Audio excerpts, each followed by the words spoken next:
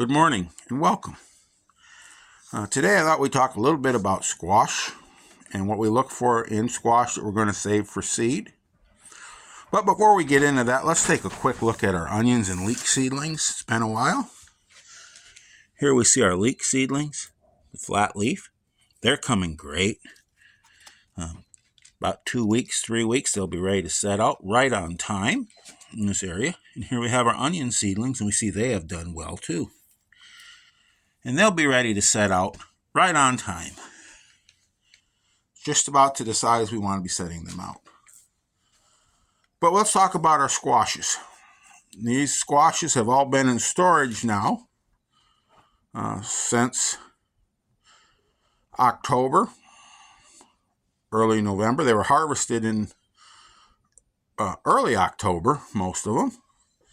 So they've been in storage quite a while. And that's something we want to look at when we want to save squash for seed. Do they keep well? Our pumpkins keep well. Ones that don't keep well are not going to be, we don't want to keep those for seed. They may have disease, or they might just be an inferior keeping variety. This is one that we keep for seed. We like this one.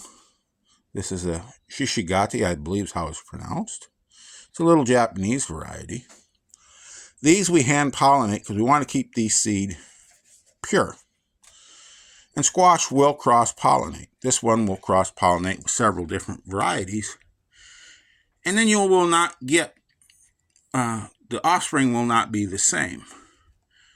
So if you want to keep squash for seed and you want to keep it pure, it means either limiting what you're growing and hope that your neighbors don't grow something that will cross-pollinate with it, buying seed, or hand-pollinating.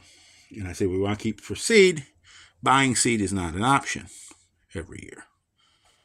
So we're down to either hoping that nobody else, limiting what's grown, or hand-pollinating.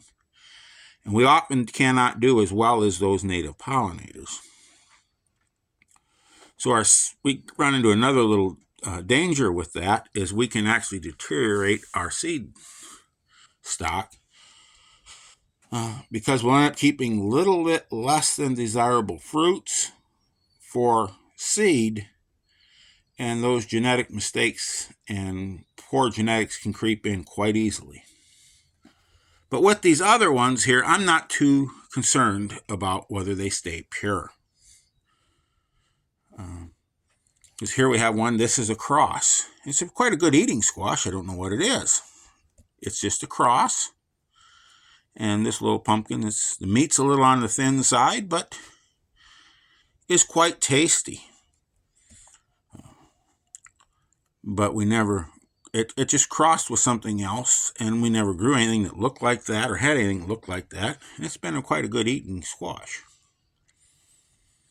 Here we have two that will easily cross. These Hubbard types here.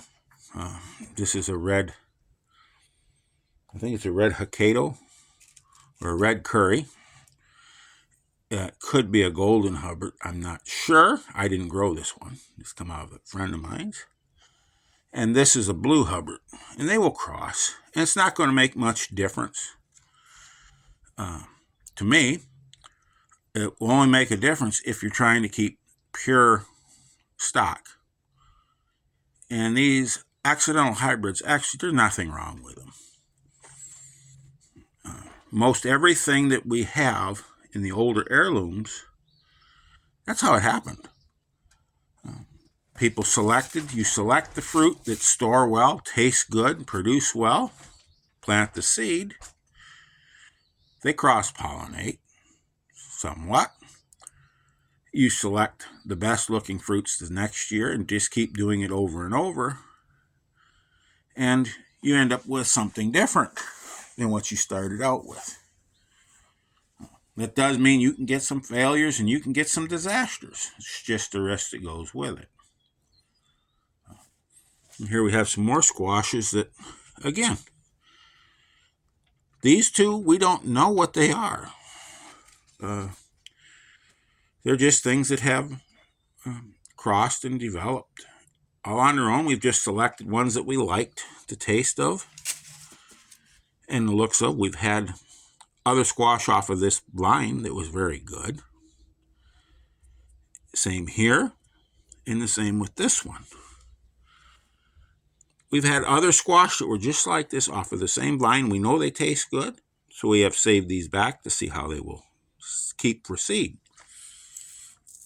And now it's getting to the time when we cook these, we'll save seeds out of them. And we have saved seeds out of other ones along the way, so we don't just save seeds out of one or two. Specimens, so we save and mix them up, so we get a lot of different seed out of the same, I won't call them variety, but off of the same bunch. I have quite a bunch of seed that look out of a squash that look like this. I have quite a few seeds off of squash that look like this, and quite a few out of this ones. And we'll go on and plant them and see what happens. And this cheese, this is a Long Island cheese here, another nice squash.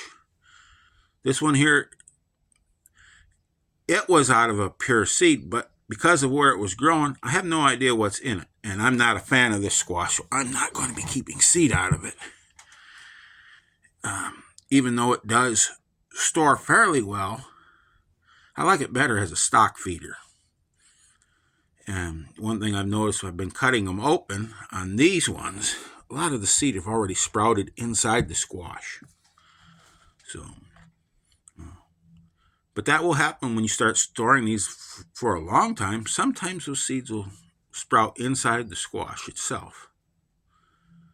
And we want to make sure that those are, we can't save and plant those seeds if they've sprouted inside the squash. So, anyway, just a few thoughts on saving seed of squash. You can have a lot of fun, and you can get a lot of variation if you save your own seed and they cross-pollinate. There's nothing wrong with that. That is how most of this stuff was taken from the wild. Just select the best of the best, keep those seeds, replant them, and do it all over again. And you can just develop something that just fits your idea of what you want. I mean, it takes a long time with only one generation per year. And it may take 20, 30, 40 generations.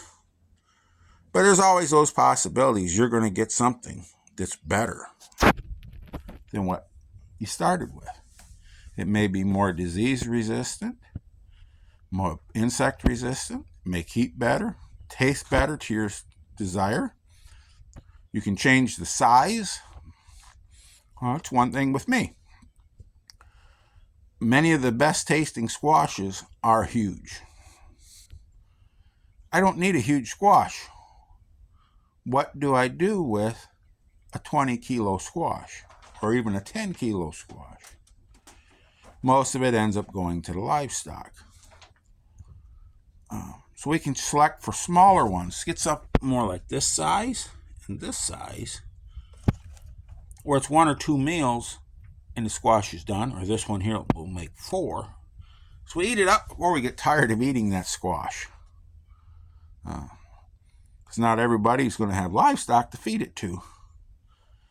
And with selecting our own seed, we can develop anything. Pretty much the sky's the limit to what you can develop for yourself. With that, have a wonderful day. Go out there, take a chance, and try something new. Play around with your own seeds a bit. Stay safe, and above all, keep growing.